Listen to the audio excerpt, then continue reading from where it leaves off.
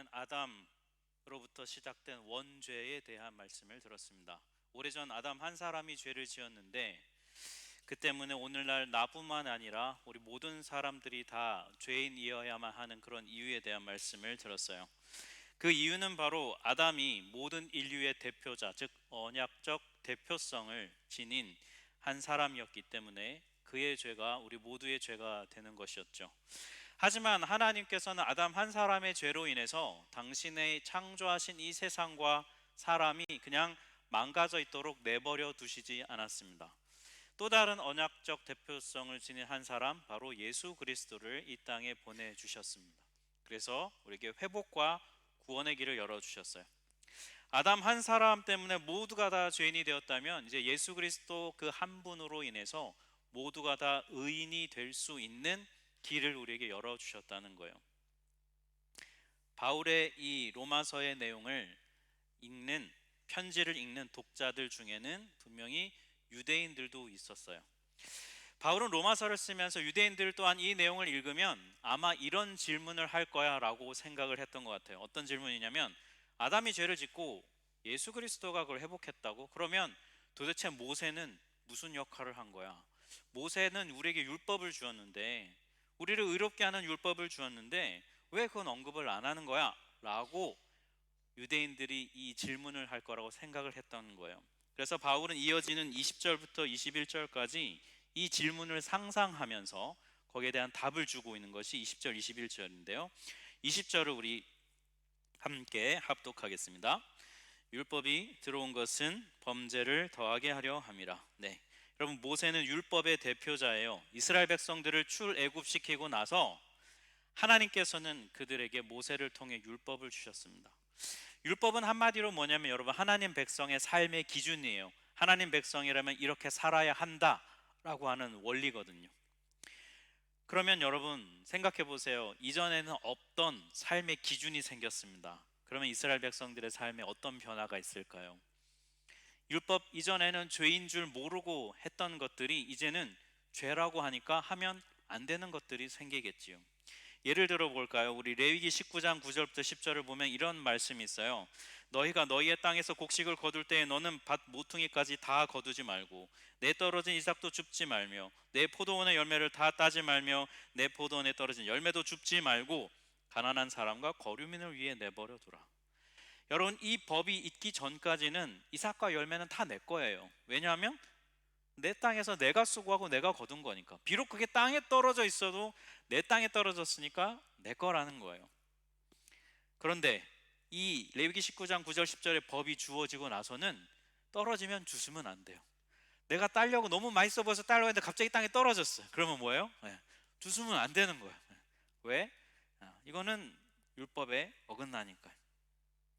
여러분, 처음에는 그래 율법이니까 지키자 하는데, 예를 들면 내 먹을 것도 없고 경기가 어렵고, 뭐 별로 흉년이고 그러면 마음이 어떻겠습니까? 이건 내가 수고해서 한 건데 왜 안 되는 거야? 내 건데. 이런 마음이 여러분 사람이 들지 않겠어요? 그래서 그냥 다 거두어 버리면 그게 바로 불순종이 되는 거죠. 그래서 여러분, 바울이 유대인들에게 말하는 거예요. 너희가 그렇게 좋아하고 강조하는 율법, 그것은 구원하는 게 아니라 오히려 너희들의 범죄 목록을 늘릴 뿐이라는 거예요. 그래서 20절에 이어지어서 이렇게 말씀합니다. 들어온 것은 범죄를 더하게 하려 함이라 하고 나서 그러나 죄가 더한 곳에 은혜가 더욱 넘쳤다. 공동 번역본에 보니까 이렇게 돼 있어요. 법이 생겨서 범죄는 늘어났지만 죄가 많은 곳에는 은총도 풍성하게 내렸습니다. 이게 무슨 뜻이냐면, 율법 때문에 범죄 목록이 자꾸 추가가 되니까 그렇게 되지만 절망적일 것 같은데, 그런데 그럴수록 예수 그리스도로 인해 온 은혜는 더욱 넘친다는 거예요. 율법 앞에 서면 내 죄만 더 드러납니다. 죄가 아니라고 생각했던 것도 다 죄인 거예요. 이 정도는 괜찮겠지, 이런 것도 다 죄인 거예요. 그런데 그럴수록 은혜가 더욱 넘쳐난다는 거예요. 왜냐하면 내가 죄인임을 더 깨닫을수록 십자가의 은혜가 얼마나 더 크다는 것을, 이 죄를 죄가 무거울수록 그 죄를 압도하는 은혜가 얼마나 더 크다는 것을 바울은 말해줍니다. 너무 배가 고파서 여러분 동네 마트 가서 초콜릿 하나 훔친 거 하고, 총 들고 들어가서 은행을 털어서 10억을 훔친 거 하고 여러분 똑같이 용서를 받는다면 어떤 은혜가 여러분 더 크다고 말할 수 있겠습니까? 당연히 후자겠죠. 하나님은 우리의 죄의 크기가 어느 정도인지 상관없이 우리를 다 용서하신다는 거예요. 왜냐하면 우리가 이 죄의 지배로부터 벗어나게 하시려는 것입니다. 그 내용이 21절에 나와 있어요. 21절은 같이 합독해 보겠습니다. 이는 죄가 사망 안에서 왕 노릇한 것 같이 은혜도 또한 의로 말미암아 왕 노릇하여 우리 주 예수 그리스도로 말미암아 영생에 이르게 하려 함이라. 하나님께서는 우리를 더 이상 죄의 지배가 아니라 은혜의 지배로 우리를 부르시려고, 그 은혜의 지배를 받게 하시려고 우리에게 이 죄를 이길 수 있는 힘을 주신다는 거예요. 여러분 이 구절이 굉장히 중요한데요. 여러분 우리가 살면서 삶을 살면 살수록, 나이가 들면 들수록, 인생을 경험하면 경험할수록 나 자신에 대한 기대와 소망이 더 커지던가요? 아니면 작아지던가요? 네, 바로 얘기해 주셔서 감사합니다. 네, 아마 대부분 다 그러실 거예요. 살다 보면 나 자신이 어떤 사람인지 갈수록 더 깨닫게 되잖아요. 야, 내가 이거밖에 안 되는 인간이구나. 좀 노력하고 애쓰면 좀 괜찮아질 줄 알았는데 전혀 변화가 없구나. 그리고 여러분 나뿐만이 아니라 다른 사람에 대해서도 우리는 똑같이 실망하고 좌절하게 됩니다. 저 사람 좀 괜찮은 사람인 줄 알았는데 계속 시간을 지나 보니까 아우 별로네. 같이 결혼해서 살거나 하는 배우자를 향해서도요, 어쩜 이렇게 안 변하나, 그죠? 네, 네, 또 그렇다고 얘기를 해주네요. 네. 갈수록 더하면 더했지. 어떻게 이러냐, 막 이런 생각이 들어요. 우리 마음과 생각이요, 그렇게 자기 자신에 대해서, 다른 사람에 대해서 실망과 좌절이 더 커져 갈수록, 소망과 기대는 없을수록 그 지점에 가면요, 사람은 그냥 사는 거예요. 그죠? 네. 무슨 수가 있겠습니까? 그냥 변하지 않는데 어쩌겠어요. 그냥 살아야지. 그죠? 네. 근데 이 21절 말씀은요, 이렇게 얘기해 주는 거예요. 만약 너희들 안에 인생에 대해, 너 자신에 대해서, 다른 사람에 대해서 그런 기대와 소망을 버리고 살아가고 있다면, 그렇다면 그 이유는 뭐냐면 너의 마음이 죄의 지배를 받고 있기 때문이라는 거예요. 왜 그럴까요, 여러분? 죄의 지배를 받잖아요, 우리가. 그러면 가장 먼저 나타나는 현상이 있어요. 바로 나 자신의 정체성이 무너져요. 죄가 가진 가장 큰 힘이 이건데요, 죄는 사람을 사람답게 살지 못하도록 만듭니다. 죄는 나를 나 자신답게 살지 못하도록 만들어요. 여러분 우리는 어떤 존재입니까? 창세기 1장 27절에 따르면 우리는 하나님의 형상, 하나님을 닮은 존재예요. 하나님은 우리를 그렇게 창조하셨어요. 그래서 이 땅에서 하나님 닮은 우리가 살면서 하나님께 영광을 돌리도록 창조하셨어요. 그게 우리 정체성이에요, 성경이 말해주는. 그런데 죄가 우리 마음에 들어오면 이 하나님의 형상이라는 정체성이 파괴됩니다. 예를 들면 여러분 우리가 죄를 짓잖아요. 여러분을 한번 생각해 보세요. 죄를 짓잖아요. 우리 안에 가장 먼저 생기는 반응이, 첫 반응이 뭔가요? 우리 마음의 첫 반응, 죄를 지면 마음에 후회와 죄책감, 자기 정죄감, 이런 게 듭니다. 그 틈을 타서 사단이 놓치지 않아요. 네가 그러면 그렇지, 이런 생각을 심어줍니다. 그러면 우리는 그 생각이 당연하다고 생각하고 받아들여요. 그리고 이런 결론에 도달합니다. 어차피 틀렸구나, 어차피 망했구나, 어차피 망한 인생, 그냥 이런 거지 뭐. 낮은 자존감을 가지고 있는 분들이 만약에 이런 패턴에 들어가게 되면 더 자기 파괴적인 생각에 사로잡힙니다. 창세기 3장을 보면 그래요, 여러분. 아담이 죄를 짓고 나서 처음에 가장 먼저 했던 게 뭡니까? 수치심과 부끄러움, 그것 때문에 숨잖아요. 죄가 우리의 마음을 지배하면 우리가 가장 먼저 일어나는 첫 반응이 이 정체성, 하나님의 형상으로서의 정체성을 잃어버리게 만드는 거예요. 그런데 여기서 멈추지 않습니다. 죄가 하나님의 형상인 나의 정체성을 파괴시키고 나면 그 다음은 어떻게 되냐면 사람과의 관계로 이어져요. 정체성의 파괴는 반드시 관계의 파괴로 이어집니다. 여러분, 자기 정체성이 파괴된 사람은 다른 사람을 전염시켜요. 왜 그럴까요?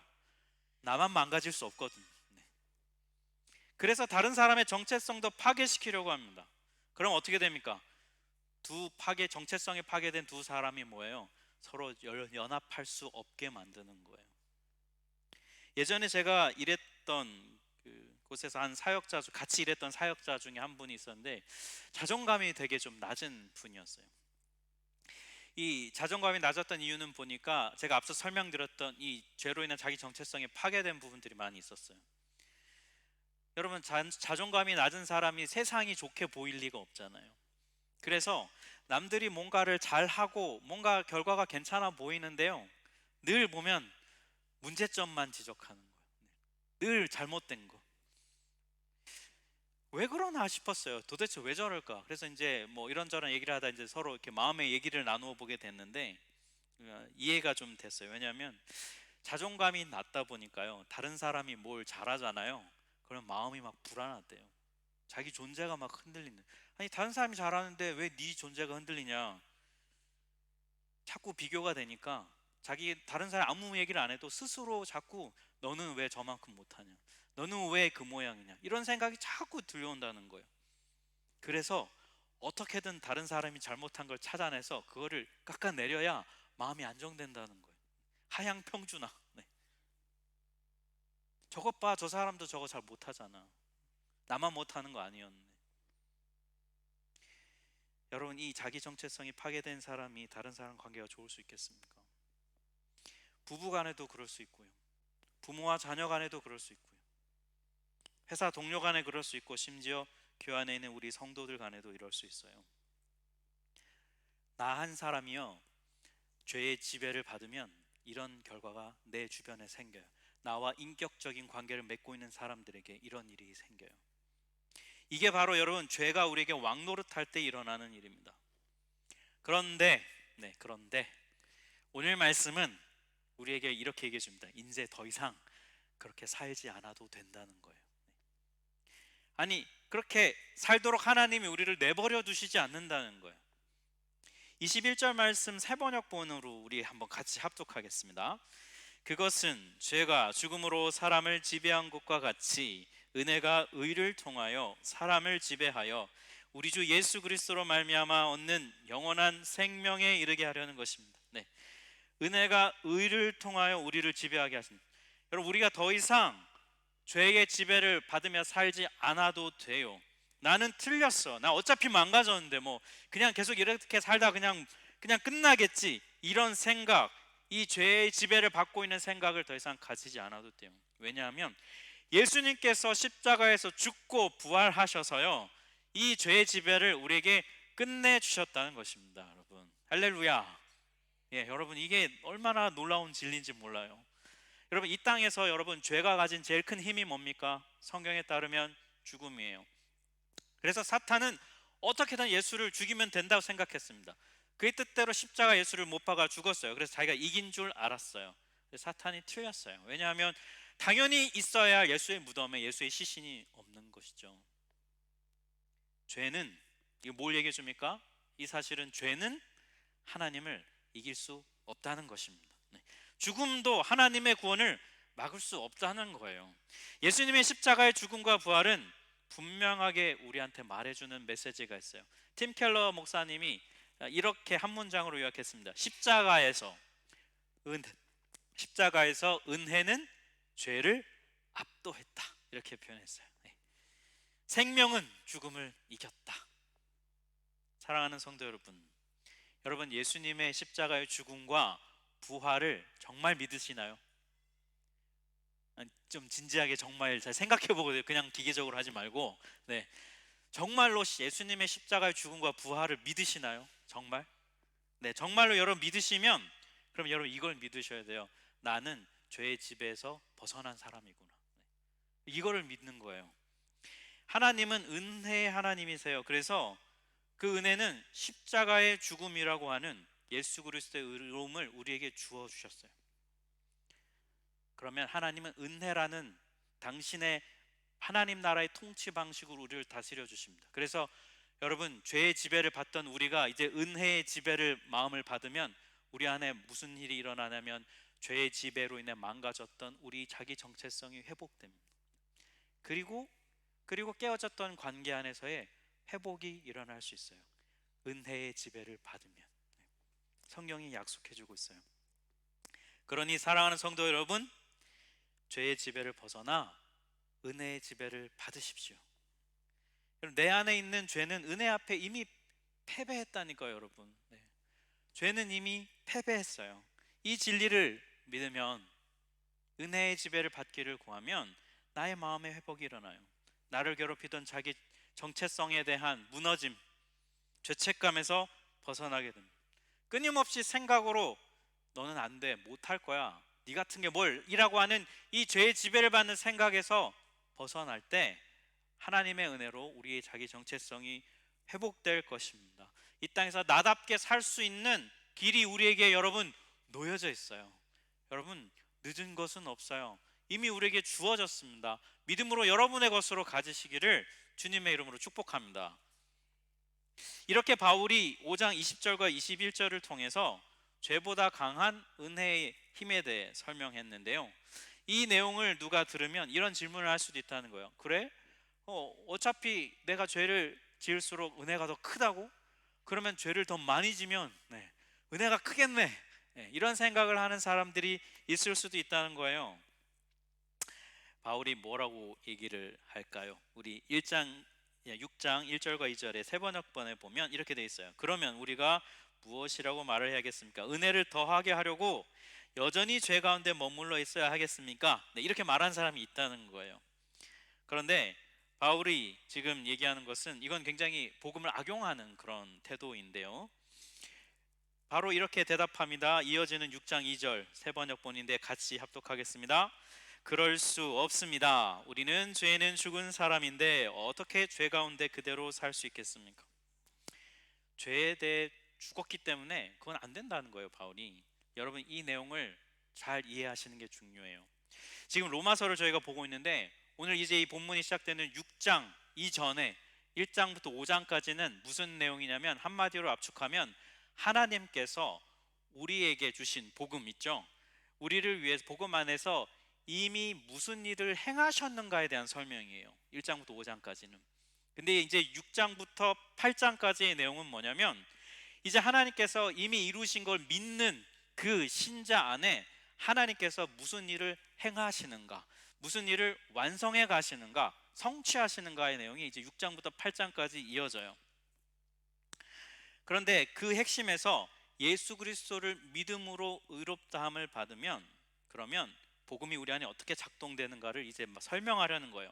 그래서 바울이 이제 6장 시작에서 얘기합니다. 만약에 죄를 더 많이 지면 은혜가 더 크겠네 라고 생각한다면, 너가 정말 그렇게 생각한다면 다시 앞으로 돌아가라는 거예요. 복습해야 된다는 거예요. 왜? 그럼 복음을 지금 잘못 이해하고 있다는 거예요. 여러분, 죄에 대해 죽었다 이 말에 대해서 그리스도인들도 많은 오해를 하고 있습니다.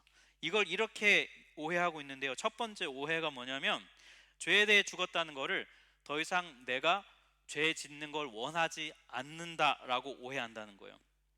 여러분, 그렇던가요? 아니죠. 우리가 예수님을 믿어도 여전히 우리 안에 죄에 대한 막 욕심이 있잖아요. 죄 짓고 싶은 마음들이 우리 안에 있잖아요. 내가 예수님을 믿는다고 했는데 왜 여전히 죄 짓고 싶은 마음이 있지? 이게 아니어야 되는 거 아닌가? 라고 생각할 수 있는데, 몸을 가진 우리이기 때문에 이것은 여러분 오해예요. 또 두 번째 오해가 있는데요, 이 오해가 더 많아요. 뭐냐면, 죄에 대해 죽었다는 것은 점점 시간이 지나면서 점진적으로 죄를 점점 덜 짓게 되고 점점 더 착해진다, 이렇게 이해하는 방법이 있는데요, 이것도 여러분 틀렸어요. 여러분, 죄에 대해서 죽었다는 것은 과거 시제로 써 있습니다. 지난 시간에 제가 한번 설명드렸죠. 과거 시제는 뭐예요? 한 번 있었던, 그냥 한 번 있었던, 그러니까 이미 죽은 거예요. 계속 죽어가고 있는 게 아니라 이미 죽은 것입니다. 그래서 여러분, 죄에 대해서 죽었다 이 말에 대한 정확한 의미는 뭐냐면 앞서 설명드린 거예요. 죄의 지배에서 벗어나게 되었다. 이게 죄에 대해 죽었다는 로마서의 뜻이에요. 여러분, 죄는요 여전히 힘이 있어요. 죄의 힘은 강해요. 그래서 우리는 여전히 때때로 죄의 지배 아래 여전히 내가 있다고 착각할 만큼 죄를 짓고 살아요.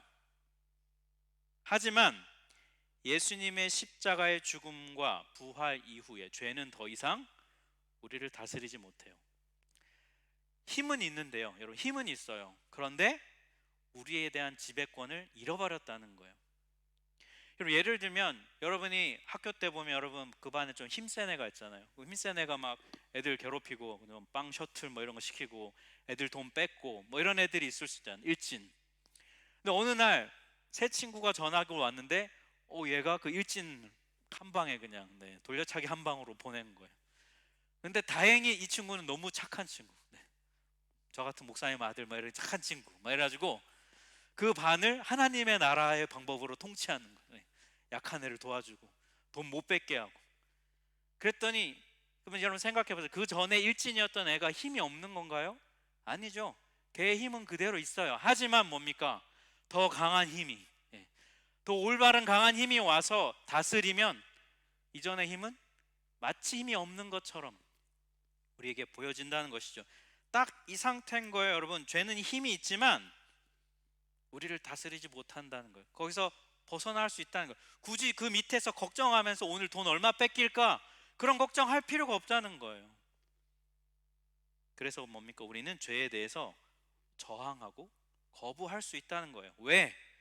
우리 안에 은혜라고 하는 힘이 있기 때문에. 여러분, 우리가 언제 죄에 대해서 죽었을까요? 여러분, 죄에 대해서 언제 죽으셨어요? 너무 오래돼서 기억이 안 나시나요? 네. 바울이 5장 3절에서 이렇게 얘기해 줍니다. 같이 합독하겠습니다. 6장 3절이네요. 시작. 세례를 받아 그리스도 예수와 하나가 된 우리는 모두 세례를 받을 때에 그와 함께 죽었다는 것을 여러분은 알지 못합니까? 여러분, 세례라는 헬라어 언어가 밥티조라는 단어인데 물에 빠졌다가 다시 올라오는 걸 뜻해요. 여전히 오늘날 침례교는 그래서 이렇게 침례해야 된다고 얘기하죠. 네. 물에 들어가는 건 뭡니까? 죽는다는 것이고요. 다시 올라온다는 것은 산다는 것입니다. 바울이 이 세례를 언급하면서 네가 죄에 대해서 언제 죽었는지 모른다고? 너 세례 받은 그때 죽은 거야 라고 설명해 주는 거예요. 그리고 그 방법이 뭐냐? 도대체 그러면 나는 그냥 물 그냥 끼얹고 아멘하고 했을 뿐이 이게 뭘 죽는 거야 라고 한다면 5장 4절에 바울이 이렇게 설명합니다. 그러므로 우리는 세례를 통하여 그의 죽으심과 연합함으로써 그와 함께 묻혔던 것입니다.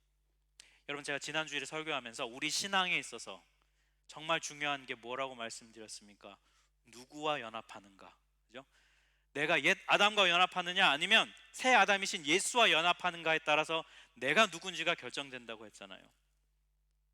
예수님과 연합하는 것이 죄에 대하여 죽는 방법이라는 거예요. 왜냐하면 내가 예수님과 연합하면 예수님의 십자가 죽음이 나의 죽음이 되기 때문에.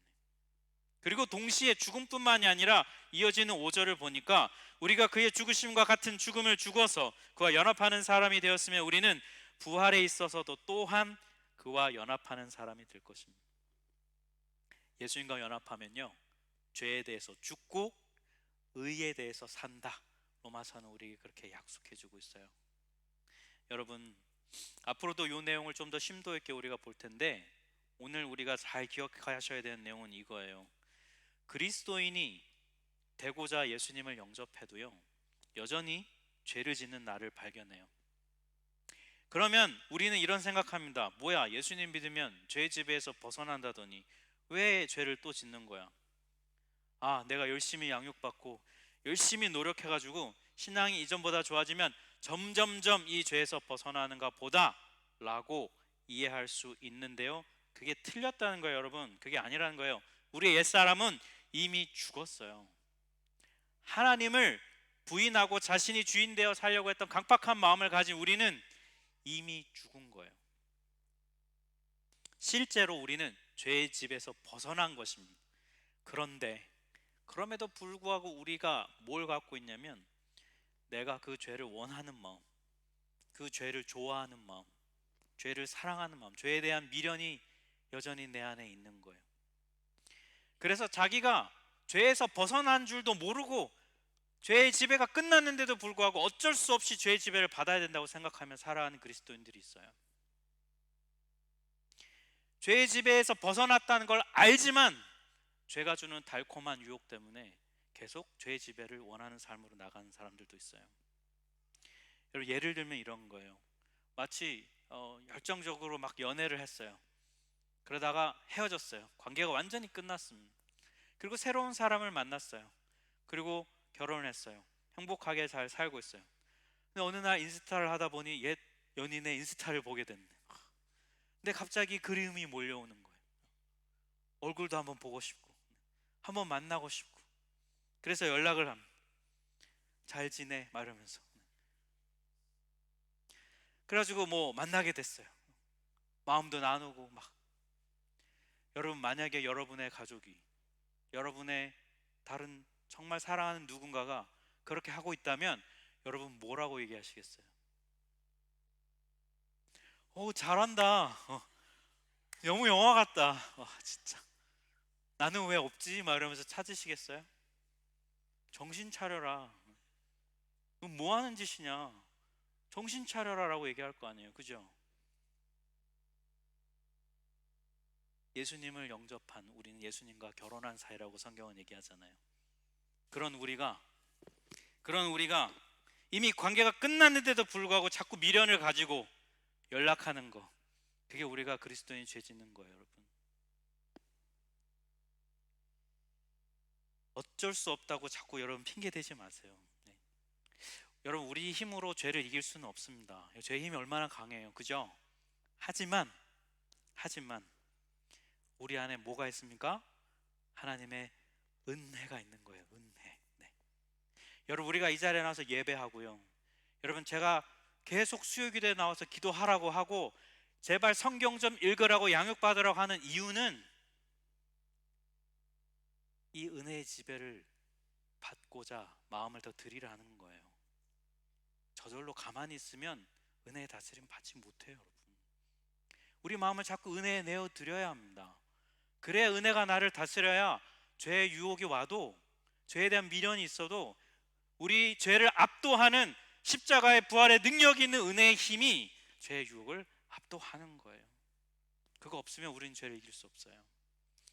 그리고 그냥 어쩔 수 없나 보다, 그냥 평생 이러고 사는 거지, 뭐 교회 다녀도 어쩔 수 있나, 목사님도 죄 짓던데, 이러면서 이 땅에서 그리스도인으로 사는 거예요. 여러분, 성경이 얘기하는 그리스도인이 아닙니다. 맞다고 해주잖아요 또 우리, 그죠? 네. 죄가 비록 힘이 있긴 하지만 죄의 힘을 압도하는 은혜가 우리 안에 있습니다. 이 진리를 믿어야 돼요.